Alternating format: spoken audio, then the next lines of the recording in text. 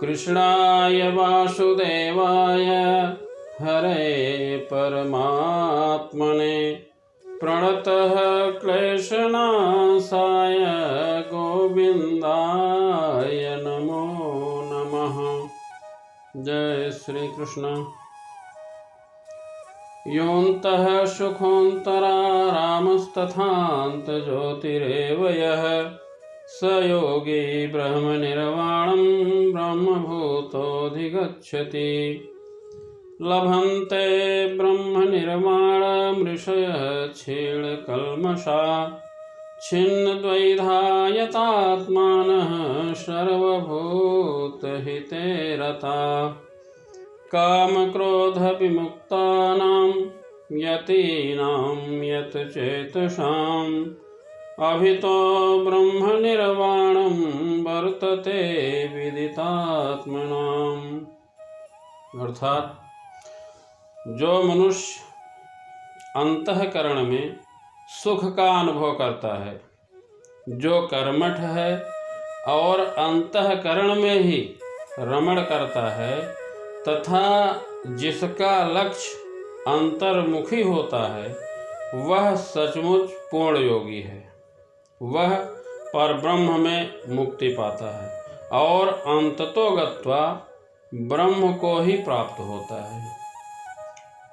जो लोग संशय से उत्पन्न होने वाले हैं, जिनके मन आत्म साक्षात्कार में रत हैं, जो समस्त जीवों के कल्याणार्थ में सदैव व्यस्त रहते हैं और जो समस्त पापों से रहित हैं, वे मुक्ति को प्राप्त होते हैं। जो क्रोध तथा समस्त भौतिक इच्छाओं से रहित हैं, जो स्वरूप सिद्ध आत्म संयमी हैं और संसिद्धि के लिए निरंतर प्रयास करते हैं, उनकी मुक्ति निकट भविष्य में निश्चित है।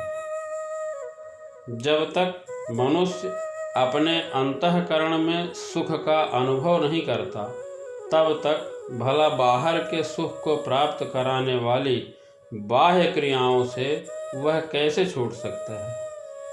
जो मुक्त पुरुष होता है, जो वास्तविक अनुभव द्वारा सुख भोगता है, अतः वह किसी भी स्थान में मौन भाव से बैठकर अपने अंदर में जीवन के कार्यकलापों का आनंद लेता है। ऐसा मुक्त पुरुष कभी बाह्य भौतिक सुख की कामना नहीं करता। यही अवस्था ब्रह्मभूत कहलाती है, जिसे प्राप्त करने पर भगवान के धाम जाना निश्चित है। जो पूर्णतया भगवान पर आश्रित हैं और भगवान का भक्त हैं, केवल वही व्यक्ति सभी जीवों के कल्याण में रत कहा जाएगा। जब व्यक्ति को यह ज्ञान हो जाता है कि भगवान ही सभी वस्तुओं का उद्गम है, तब वो जो भी कर्म करता है, सबों के हित को ध्यान में रखकर करता है। परम भोक्ता, परम नियंता तथा परम सखा भगवान को भूल जाना मानवता के दुखों का कारण है। अतः समग्र मानवता के लिए कार्य करना सबसे बड़ा कल्याण कार्य है।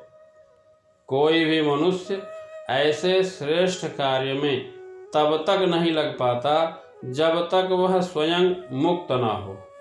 भगवान भक्त के हृदय में भगवान की सर्वोच्चता पर बिल्कुल संदेह नहीं रहता। वह इसीलिए संदेह नहीं करता क्योंकि वह समस्त पापों से रहित होता है।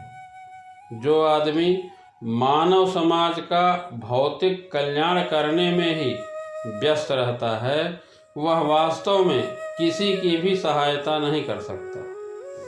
शरीर तथा मन की क्षणिक खुशी संतोषजनक नहीं होती। जीवन संघर्ष में कठिनाइयों का कारण मनुष्य द्वारा परमेश्वर से अपने संबंध के विस्मृति में ढूंढा जा सकता है। जब मनुष्य भगवान के साथ अपने संबंध के प्रति पूर्णतया सचेष्ट रहता है तो वह मुक्तात्मा होता है, भले ही वह भौतिक शरीर के जाल में फंसा हो। इसलिए भक्ति पूर्वक भगवान की पूजा करनी चाहिए। बड़े से बड़े साधु पुरुष भी इंद्रियों के वेग को उतनी कुशलता से रोक पाने में समर्थ नहीं हो पाते जितना कि वे जो सकाम कर्मों की तीव्र इच्छा को समूल नष्ट करके और भगवान के चरण कमलों की सेवा करके दिव्य आनंद में लीन रहते हैं। बद्ध जीव में कर्म के फलों को भोगने की इच्छा इतनी बलवती होती है कि ऋषियों मुनियों तक के लिए कठोर परिश्रम के बावजूद ऐसी इच्छाओं को बस में करना कठिन होता है। जो भक्त भगवान की चेतना में लगातार भक्ति करता है और आत्म साक्षात्कार में सिद्ध होता है, वह शीघ्र ही मुक्ति प्राप्त करता है। ऐसा व्यक्ति निरंतर समाधिस्थ रहता है। जैसे मछली, कछुआ तथा पक्षी केवल दृष्टि, चिंतन तथा स्पर्श से अपनी संतानों को पालते हैं। भगवान कह रहे हैं, मैं भी उसी तरह करता हूँ। मछली अपने बच्चों को केवल देखकर बड़ा करती है। कछुआ केवल चिंतन द्वारा अपने बच्चों को पालता है। कछुआ अपना अंडा सूखे जगह पृथ्वी पर देता है और स्वयं जल में रहने के कारण निरंतर अंडों का चिंतन करता रहता है।